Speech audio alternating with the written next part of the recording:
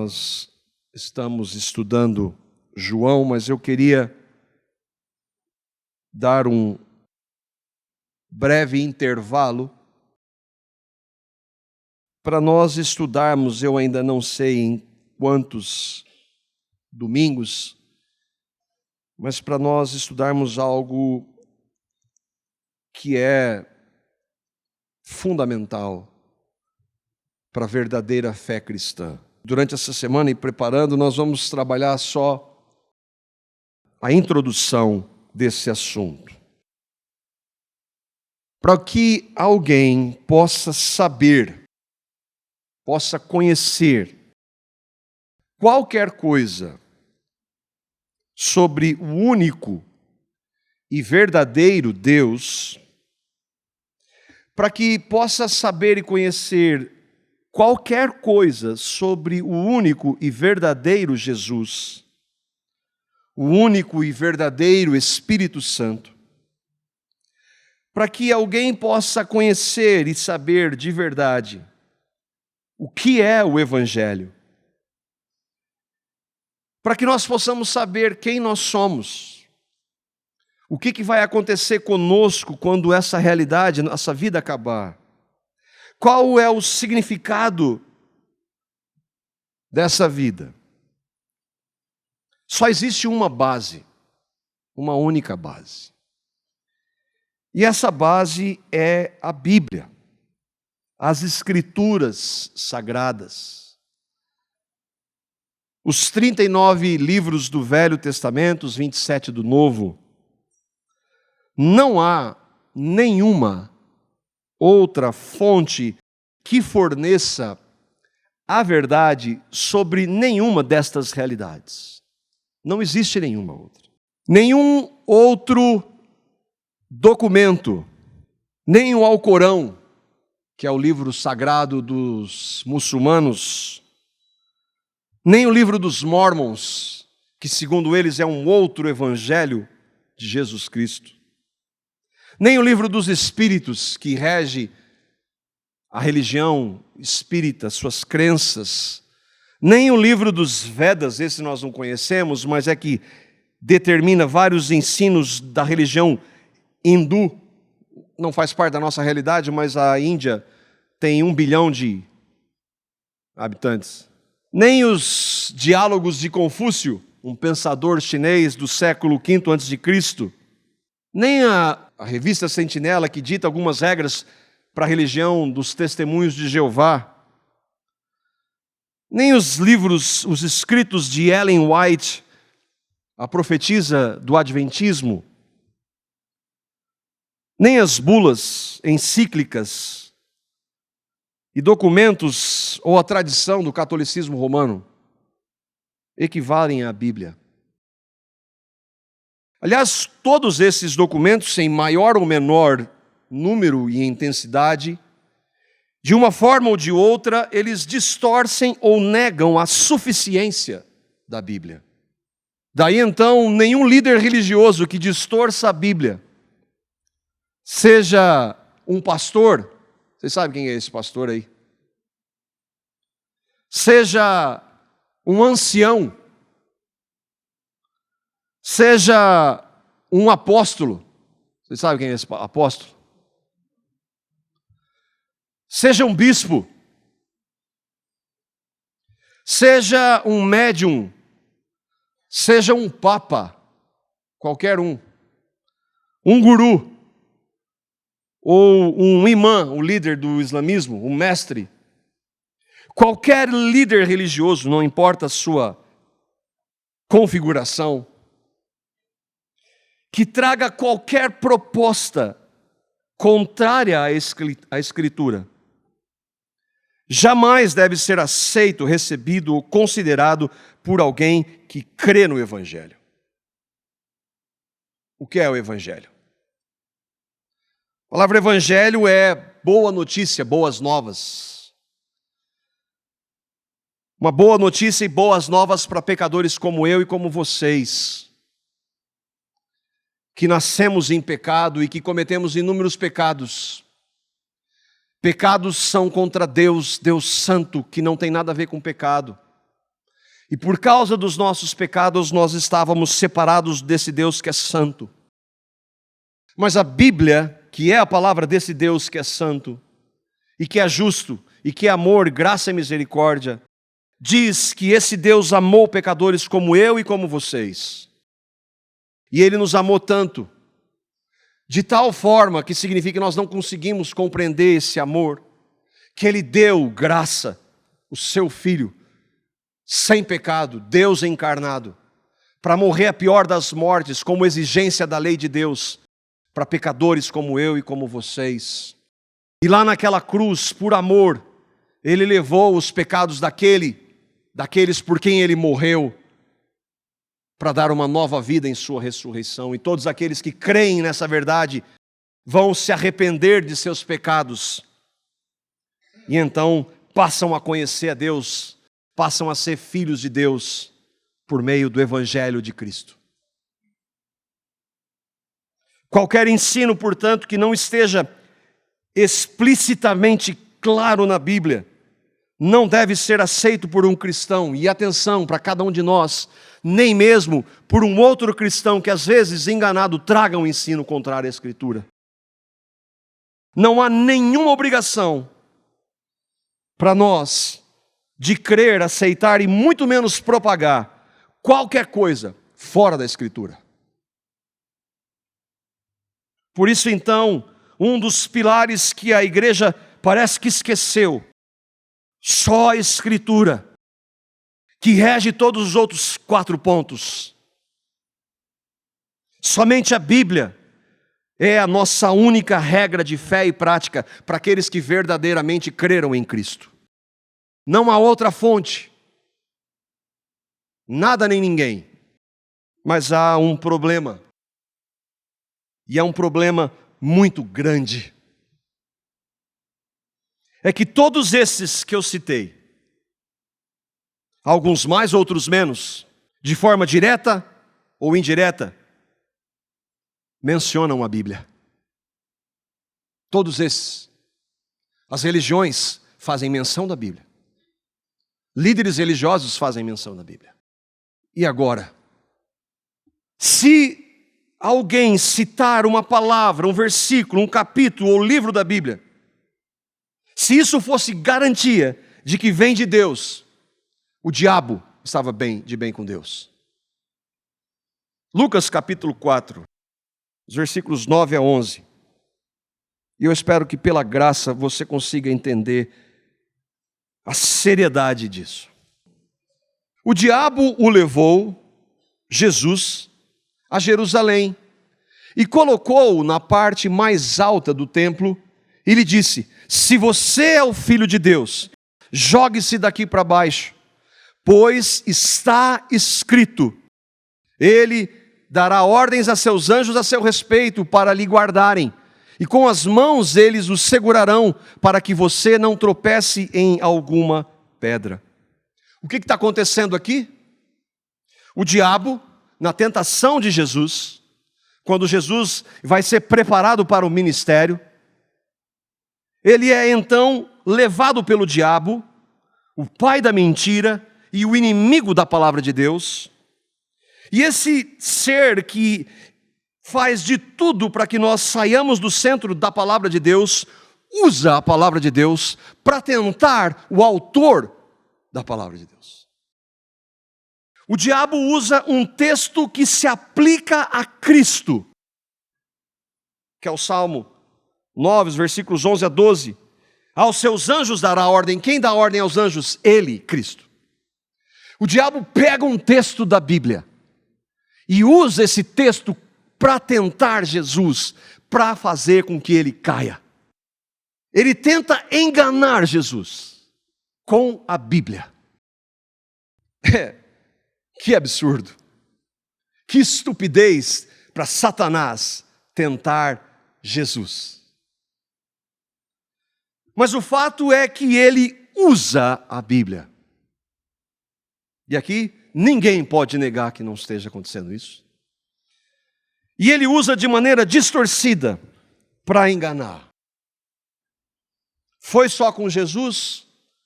Não. Satanás faz isso desde o princípio. Desde o princípio, ele visa distorcer a palavra de Deus.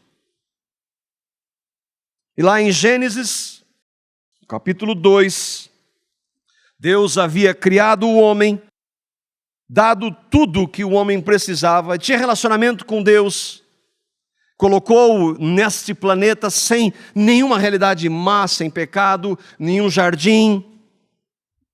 Nesse jardim havia várias árvores para que ele pudesse se alimentar, mas Deus deu uma ordem para ele de uma árvore ele não deveria comer. Isso não é figurado, isso não é metáfora, isso é literal. E no capítulo 2, nos versículos 16 a 17, nós lemos essa ordem que Deus dá ao primeiro homem, Adão, e diz assim: e o Senhor Deus deu a seguinte ordem ao homem: comerás livremente o fruto de qualquer espécie de árvore que está no jardim. Contudo, não comerás da árvore do conhecimento do bem e do mal, porque no dia em que dela comerdes, com certeza morrerás. Deus dá liberdade para ele comer de todos os frutos. Mas da árvore do conhecimento do bem e do mal, Deus disse: não coma. Se você comer, você vai morrer. E ali então, esse diabo que tentou Jesus, nós estamos voltando algum tempo, vai então conversar com Eva, mulher de Adão. No capítulo 3 de Gênesis, nos versículos 4 a 5, o diabo aqui, personificado na serpente, diz: a serpente então alegou à mulher: com toda certeza não morrereis. Deus falou: com certeza você vai morrer. E o diabo diz: com certeza não morrereis. Ora, Deus sabe que no dia em que dele comerdes, os vossos olhos se abrirão, e vós, como Deus, sereis conhecedores do bem e do mal. O diabo só mentiu aqui. Ele só mentiu. Ele disse: como Deus, vocês vão ser conhecedores do bem e do mal. Esta parte é verdade ou é mentira? A mentira era: com certeza você não vai morrer. Porque Deus disse que morrer, se ele comesse, ele ia morrer. E morre. Mas e essa parte? Vós, como Deus, sereis conhecedores do bem e do mal. É verdade ou é mentira? Versículo 22 do capítulo 3. Veja quem está fazendo a declaração. Então declarou Deus: eis que agora o ser humano tornou-se como um de nós, conhecendo o bem e o mal. Não devemos permitir que ele também estenda a sua mão e tome do fruto da árvore da vida e, comendo-o, possa viver para sempre. Deus está dizendo que o homem agora seria como nós aqui, Pai, Filho e Espírito Santo. No sentido de conhecer o bem e o mal, o homem não conhecia. Deus conhece, não experimentalmente. O homem não conhecia o mal porque ele havia sido criado bom, reto. O diabo lançou uma mentira junto de uma verdade. E ele pegou a palavra de Deus para fazer isso. O que isso tem a ver com estudar a Bíblia? A resposta, para mim pelo menos ficou clara: qualquer um usa a Bíblia. Qualquer pessoa, qualquer ser usa a Bíblia. A pergunta então: citar um texto, um versículo, ou mesmo um capítulo da Bíblia, é garantia de que aquele ensino vem de Deus? Apenas citar. Qual é o grande problema? A única fonte que nós temos para conhecer de verdade quem é Deus, quem é Jesus, quem é o Espírito Santo, quem nós somos, o que acontece conosco quando nós morremos, de onde nós viemos, A única fonte que nós temos para conhecer o Evangelho é a Bíblia. Mas esta mesma Bíblia é usada para distorcer essas verdades. O diabo usa a Bíblia. Usa ou não usa? Irmãos, eu estou inventando alguma coisa aqui? A Bíblia é a palavra de Deus. Ele usou a palavra de Deus ainda não escrita no Gênesis, mas ele usou a palavra escrita citando o Salmo para Jesus. E o que nós podemos perceber é que ele conhece a Bíblia. Mas não é só o diabo que usa. Pastores, ou entre aspas, pastoras, anciãos usam. Gurus, mestres, apóstolos, bispos, médiuns, mestres, todos usam a Bíblia. Todo mundo usa a Bíblia. Qualquer pessoa, em qualquer lugar, pode citar qualquer texto bíblico e com ele dizer ou ensinar qualquer coisa. Mas onde está o erro? Diante dessa realidade, como nós podemos, então, discernir para não sermos enganados?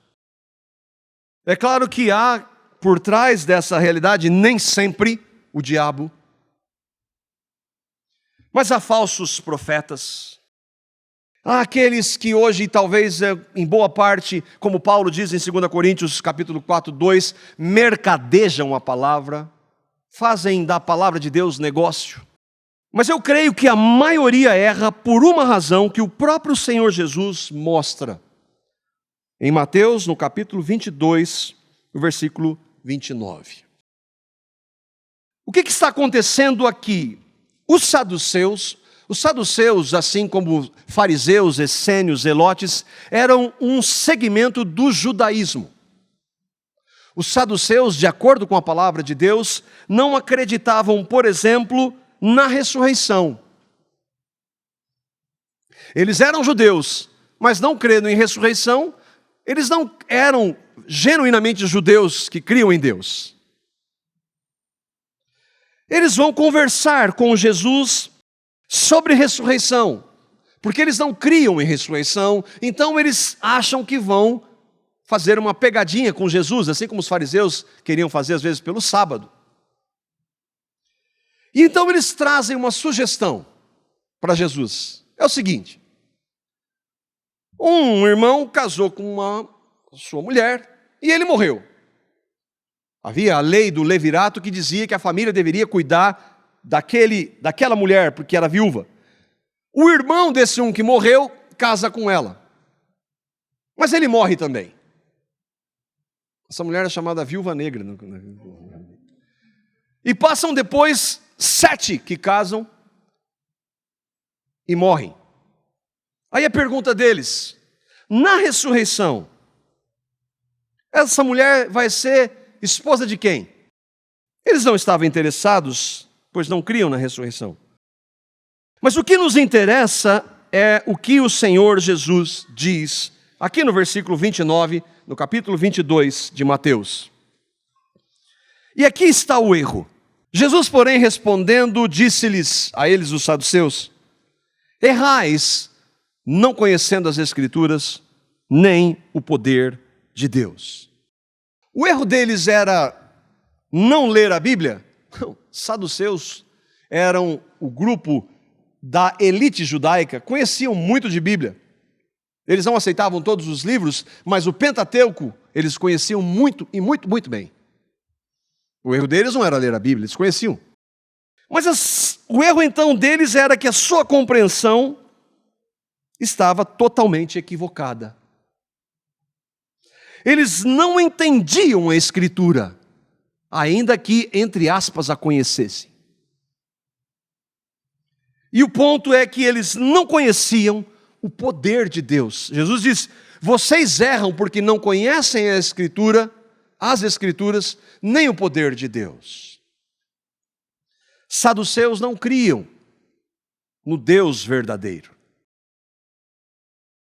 E Jesus fala que eles não conheciam eles erravam por não conhecer as Escrituras porque eles não conheciam o poder de Deus. O que é o poder de Deus? A palavra fala de manifestações do poder de Deus de várias formas. Mas a maior manifestação do poder de Deus já apresentada está lá em Romanos, no capítulo 1, versículo 16. Quando Paulo, um ex-fariseu, doutor da lei, e que não a entendia também, um dia o poder de Deus foi revelado. Aí ele começou a entender a Bíblia. Paulo diz em Romanos capítulo 1, versículo 16: porque eu não me envergonho do evangelho de Cristo. Porque o evangelho de Cristo é o poder de Deus para a salvação de todo aquele que crê, primeiro do judeu, porque a lei foi dada ao judeu, e também do grego, que simboliza todos os outros povos. O estudo das Escrituras, tanto de fariseus quanto de saduceus, era distorcido, porque eles não conheciam o poder de Deus, eles não conheciam o Evangelho. Eles não tinham a revelação da palavra viva, ainda que tivessem a palavra escrita em suas mãos. E é assim hoje. Agora, se eu e vocês temos a Bíblia em nossas mãos, ninguém fica então isento de responsabilidade. Ninguém. Nem os que as distorcem. É triste nós admitirmos, mas a maior responsável pelas distorções da Bíblia hoje é a igreja evangélica. Um grupo que perdeu completamente a sua identidade, o seu fundamento só a Escritura. E é por isso então que essa é a introdução. Como é que eu posso estudar e entender corretamente a Bíblia diante de tantas possibilidades de erro? Alguns vão perguntar, então quem vai me ensinar? Você? Misericórdia. Eu não. Mas o que nós vamos tentar fazer durante esses estudos, para a glória do Senhor e pela graça, é vermos na própria Escritura princípios que foram adotados na história da igreja por aqueles que creram no poder de Deus, para que então eles não caíssem nos erros que sempre se repetiram na história da igreja. Os nomes mudam, as propostas de engano mudam de rótulo, mas elas sempre existiram. Heresias e ensinos errados não são uma exclusividade nossa. A Bíblia fala em todos os livros do Novo Testamento sobre isso. Como nós podemos então estar isento deles? Primeiro ponto é que se você e eu cremos no poder de Deus, que é o Evangelho. Se não crê, vai ser enganado. Quem não crê no Evangelho vai ser enganado. Porque na realidade já está enganado. Não tem a salvação. Não crê em Cristo como Senhor, Salvador, como aquele que pode transformar nossa realidade. Durante os estudos eu vou usar citações abertas de líderes religiosos, que estão para todo mundo ver, e compará-las com a Bíblia. Os erros que nós vamos ver são erros fundamentais, na base. Há diferenças entre irmãos? Sim. Mas nós vamos ver erros que erram na base, que a palavra de Deus não permite. E cada um de nós vai julgar. Você vai considerar. Porque eu preciso estar diante de Deus, vocês precisam estar diante de Deus para examinar o que vocês e que eu ouço. Nós precisamos examinar o que nós lemos. Meu desejo para alguns desses líderes é que eles se arrependessem. Quando eu vejo Jesus tratando com 3 das 7 igrejas no Apocalipse, Jesus chama os anjos daquelas igrejas para tratar de erros com elas. E ali há erros enormes. Mas Jesus dá a possibilidade do quê? De arrependimento. Arrependam-se, arrependam-se, arrependam-se. Então, se há possibilidade, há perdão em Cristo, não importa que nós tenhamos errado, inclusive em ensinos. Quando a gente fala de julgar, é o que eu e vocês precisamos fazer, algumas pessoas vão falar, mas Jesus disse para nós não julgarmos. Esse é um texto da Bíblia. Significa isso? Vamos ver. 1 Coríntios, no capítulo 14, versículo 29, Paulo está escrevendo para uma igreja, a igreja de Corinto. E nesse versículo, ele está dentro de um contexto, não dá para a gente ler todo esse contexto, você depois deve conferir. Ele diz assim: e falem 2 ou 3 profetas, e os outros julguem. O que Paulo está dizendo? Ou melhor, o que estava acontecendo na igreja de Corinto? Havia muitos erros entre aqueles irmãos. E ele fala que na reunião da igreja, profetas poderiam falar. O profeta, lembra, é aquele que traz a palavra de Deus. O profeta é alguém que traz a palavra de Deus. E ele estabelece na reunião que 2 ou 3 profetas falem. Ele não está dizendo que 2 ou 3 devem falar, mas ele está dizendo que é possível que 2 ou 3 falem, no máximo 3. Ele não está dizendo, muito menos, que 2 ou 3 falem ao mesmo tempo, porque daí já ficou difícil de entender. Mas que é possível então que um profeta, que novamente é o que traz a mensagem de Deus, e a mensagem de Deus está onde? Na palavra de Deus, ele deve falar. Mas o nosso foco aqui é aqueles que ouvem. Profeta de Deus falou, amém. É assim? Não. Não importa quem esteja dizendo. Paulo diz, os profetas falem e os que ouvem julguem. O que é julgar? No grego é separar, distinguir, estabelecer a diferença. E olha, impressionante, ele pode significar também duvidar ou hesitar. Ou seja, eu sou profeta de Deus, vocês têm que me ouvir. Opa, pé atrás. Pé atrás. Eu vou hesitar.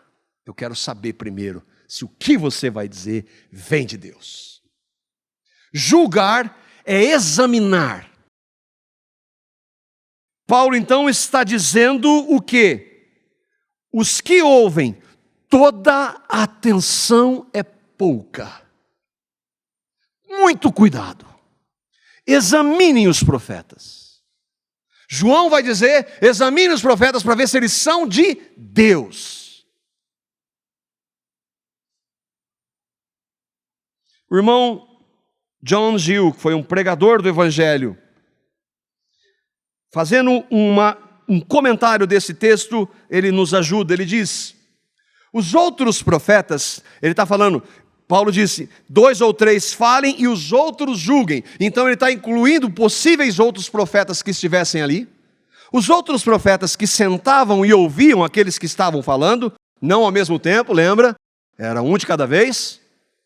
E todos os que têm um espírito de discernimento, essa palavra é fundamental, deveriam ver se o que os profetas diziam vinham dos seus próprios espíritos. Olha como é profundo. Eu quero saber se aquele profeta está dizendo vem do seu próprio espírito, de um espírito mentiroso, do espírito do anticristo, ou se vem realmente de Deus. E também os membros da igreja e ouvintes poderiam julgar a doutrina por si mesmos. Qual a base para eles julgarem a doutrina? de acordo com a palavra de Deus, o padrão de fé e prática, e não deveriam acreditar em todo espírito, mas julgá-los se eles eram de Deus e se suas doutrinas eram verdadeiras ou falsas. Esse irmão é do século XVIII. Tinha muito menos falso profeta na época dele do que hoje. Então, nós devemos sim julgar. Vocês devem julgar quem quer que seja que esteja aqui.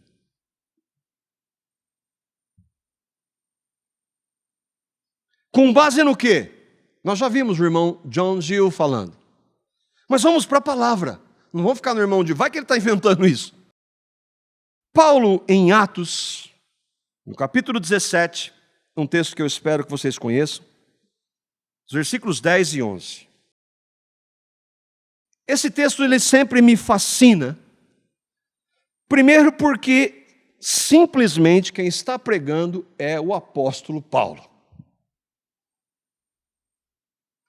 E ele havia passado, Paulo lembra que Paulo, nós acompanhamos nas viagens de Paulo, ele ia para vários lugares, pregava o evangelho, plantava uma igreja, e ele havia passado pela cidade de Tessalônica, pregado o evangelho lá, e agora ele está em Bereia. E o texto então diz, nos versículos 10 a 11, diz assim: E logo os irmãos enviaram de noite Paulo e Silas a Bereia. E eles, chegando lá, foram à sinagoga dos judeus. Ora, estes foram mais nobres do que os que estavam em Tessalônica, porque de bom grado receberam a palavra, examinando cada dia nas Escrituras se estas coisas eram assim. O que está acontecendo aqui? Paulo e Silas vão pregar. Iam pregar nas casas e usavam a sinagoga, como judeus que eles eram, para converter os judeus, pregar o evangelho para judeu. Quando Paulo ia ao sábado na sinagoga, não é porque ele guardava o sábado, ele ia no sábado porque os judeus se reuniam no sábado para pregar para eles o evangelho. Então eles estavam, Lucas está escrevendo Atos, Lucas viajou com Paulo muitas vezes, e então eles estavam ouvindo Paulo e Silas. O que eles estavam fazendo? Julgando. Mas esse é o apóstolo Paulo, e daí? Se o apóstolo Paulo trouxer alguma coisa, isso não é possível, porque o que ele trouxe pela palavra e inspiração do Espírito, trouxer alguma coisa que não vem da Escritura, eu não aceito. Pode ser o apóstolo Paulo. Se pode ser o apóstolo Paulo, que dirá qualquer um outro na história. Lucas diz assim: aqueles de Bereia foram mais nobres que o de Tessalônica, ou seja, a igreja de Tessalônica já parece que foi falando amém, assim, eles não examinavam a Escritura. E Lucas então percebe isso. Claro que nós vamos perceber isso, tudo isso que Lucas escreve é mediante a ação do Espírito Santo, a inspiração. Lucas percebe que os irmãos de Tessalônica pegavam na Escritura que eles tinham. Paulo, peraí, deixa eu ver. Está aqui, Paulo, então está certo. Eles eram nobres porque eles receberam a palavra sim, como palavra de Deus, nós vamos ver isso. Para você se aproximar à Escritura, esse é um pilar, ela é Bíblia, ela é a palavra de Deus. Eu não concordo com isso, eu não aceito, não interessa o que eu e vocês, como nós agimos, ela é a palavra de Deus. Então isso é um pilar para nós nos aproximarmos da Escritura. Eles receberam a palavra. Mas como eles receberam? Lucas diz, examinando a cada dia na Escritura, para ver se o que Paulo estava dizendo estava de acordo com a Escritura. Isso era julgar. Se eles estavam julgando o apóstolo Paulo, eu e vocês não somente podemos, mas nós devemos julgar qualquer um que se diga profeta de Deus, ou falando em nome de Deus, citando a Bíblia. Mas Jesus não disse lá em Mateus capítulo 7 que não é para julgar? Quando Jesus fala disso, ele está falando assim, entre irmãos em Cristo, eu falar que o meu irmão Vinícius, que ele não é tão santo quanto eu. E aí eu julgar algumas práticas dele a partir do meu padrão. Isso não deve ser julgado. É isso que Jesus está falando. Não é de julgar ensino. Julgar ensino, nós devemos julgar os ensinos. Todos eles, de quem quer que seja. Como alguém vai examinar quem quer que esteja falando, se não julgar? Não dá. E essa é uma frase que não, você está julgando, não pode julgar. Paulo não ficou bravo quando aqueles irmãos estavam examinando o que ele estava dizendo. Se o profeta ficar bravinho, então já ficam os dois pés atrás. Ele não achou ruim. O mesmo espírito que dirigiu Paulo para escrever o que ele escreveu, é o espírito que dirigiu Lucas para dizer que eles eram nobres por examinarem o que Paulo disse. O que nós vamos fazer, se o Senhor permitir, nesses estudos? É buscar a forma de entender a Escritura, que seja fiel a ela, a Escritura como um todo. Que ela seja cristocêntrica, porque a Bíblia é. Quando nós dizemos que ela é cristocêntrica, não estamos dizendo que Cristo, Jesus, é maior do que o Pai e que o Espírito. Não. São três pessoas, um Deus, não existe hierarquia na Trindade. Mas é que a Bíblia toda aponta para Cristo. E é por causa do Evangelho que é manifesto em Cristo, que o centro dela é Cristo. Então tudo que nós lemos no Velho Testamento, no Novo Testamento, tem como centro Cristo. E outra, isso é fundamental. Nosso estudo da Escritura deve glorificar a Deus e não a homens. Não deve exaltar homens. Pelo contrário, quanto mais glória a Deus, mais humilha o homem. Alguns às vezes, mas esse negócio de interpretar aí, isso aí é ação humana. Não, negócio de interpretar, eu já ouvi isso. Isso aí é coisa do homem. Para entender a Bíblia precisa do Espírito Santo. Mas ninguém está falando isso. Primeiro, para entender a Bíblia, você precisa crer no Evangelho, que é a revelação do Evangelho, vem a ação do Espírito Santo. Mas isso significa então que agora você não tem que pensar? Que você não tem que considerar? Como é que você julga? Se você não usar a sua mente, por isso que tem que ter renovação do Espírito. Como é que você não vai usar a sua mente, se você crê no Evangelho, você tem a mente de Cristo, para julgar o que você está ouvindo? Significa então que você não deve usar o seu entendimento? É claro que sem a ação do Espírito já erra na base, mas isso não significa que nós não devamos entender e compreender o que está sendo dito e ensinado. Alguns ensinam que você tem que esvaziar a sua mente, que você não pode pensar para receber o Espírito de Deus. É muito contrário. A palavra diz que nós devemos sempre usar a nossa mente. Mas onde? Na palavra. Ou o que significa meditar? Meditar é usar a mente onde? Na Escritura. Quanto? Ricamente. Onde? Na Escritura. Como é que você vai julgar alguém se você não tem a mente na Escritura? Como é que você vai examinar a Escritura?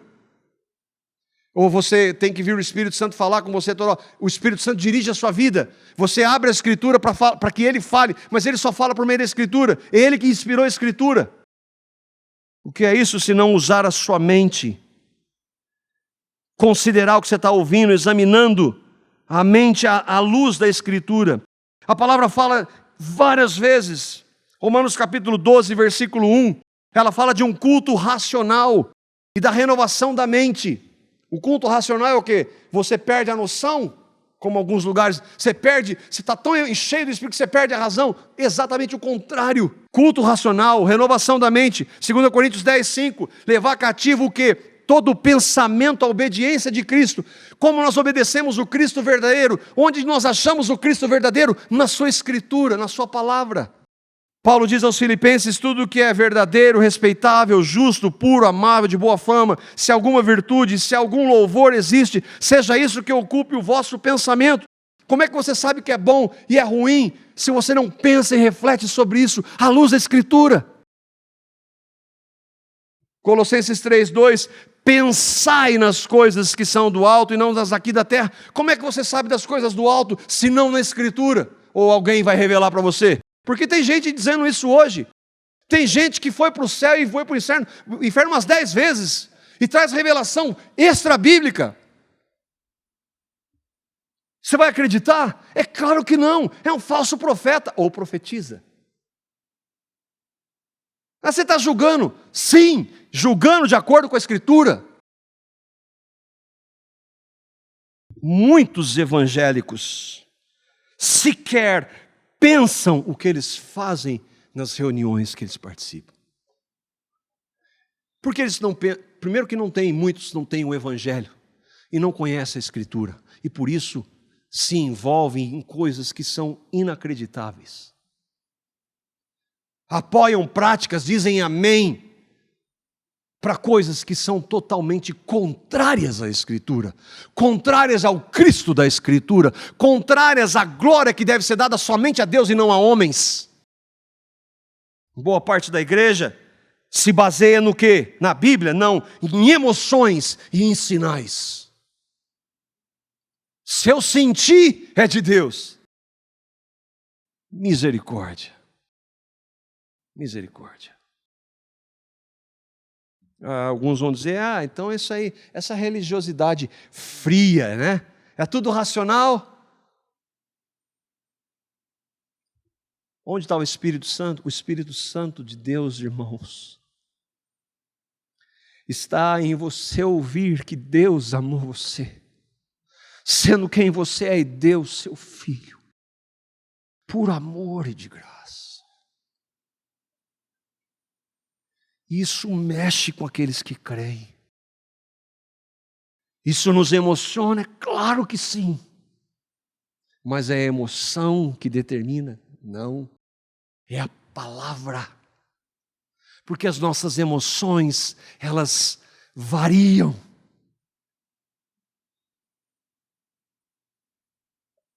Não há como não nos emocionarmos, nós somos seres emocionais, mas a nossa base está na Escritura e a fé na Escritura. Irmãos, no iluminismo, no século XVIII, e muitos pensadores que a religião, especialmente o cristianismo, acabaria. A razão ia prevalecer. É verdade que hoje o ateísmo e o agnosticismo, ateus que se professam não crer em Deus, eles sabem que Deus existe, mas eles mentem para eles mesmos. E os agnósticos dizem que não é possível conhecer a Deus. Isso tem crescido. Mas a espiritualidade e a religiosidade continuam crescendo. E graças a Deus, apesar de nós, muitos ouviram do nome de Jesus. Apesar de dizer que ia acabar.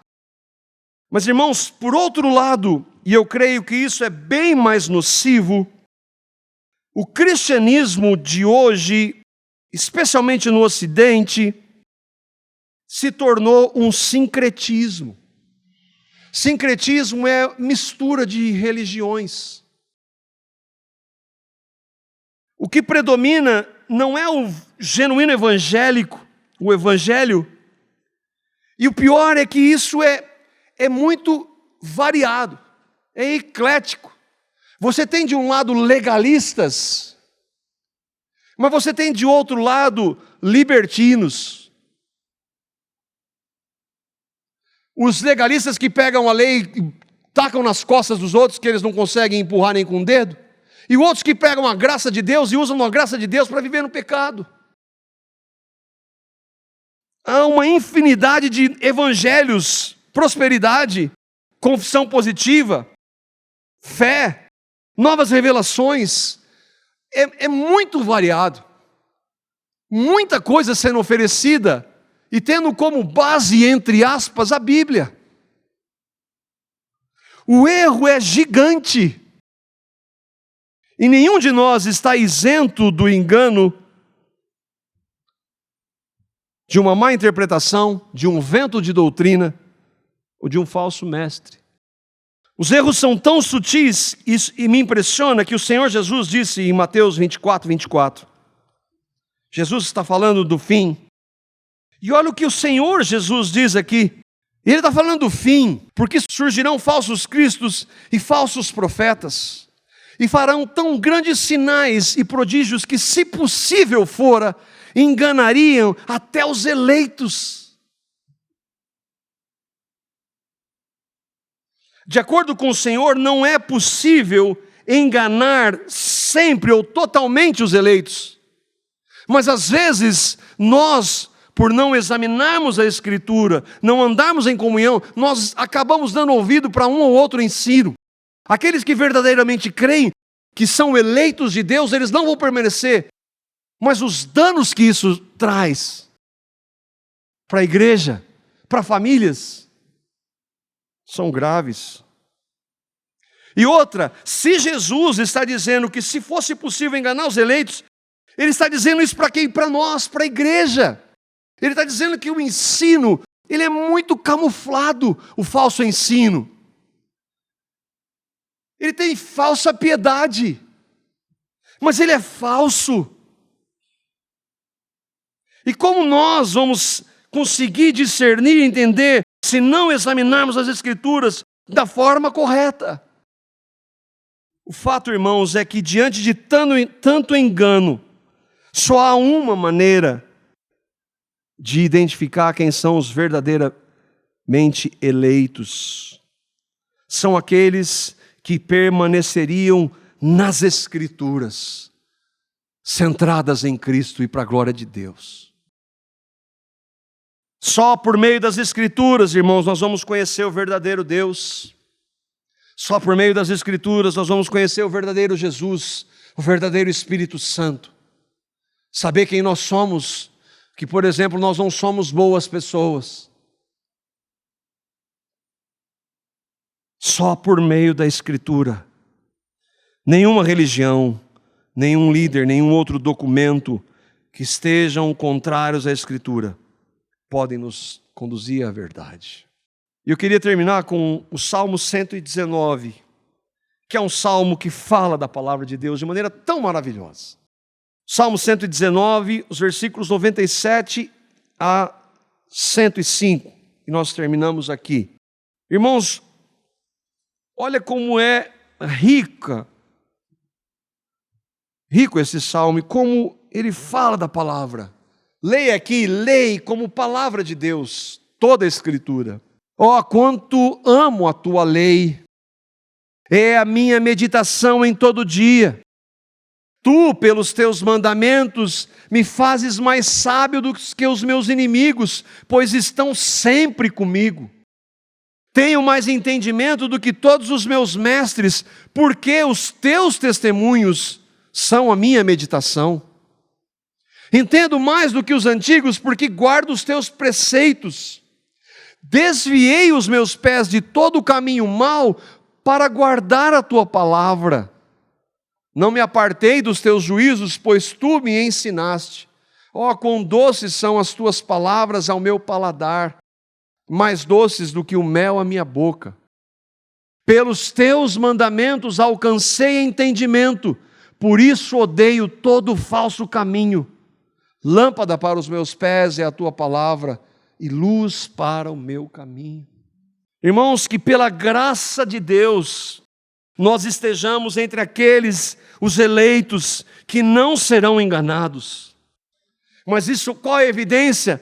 Que nós precisamos buscar o Senhor, e o Senhor dá a Escritura. Que Ele, pela sua graça, misericórdia e amor para conosco, não permita que nós nos desviemos e sejamos enganados.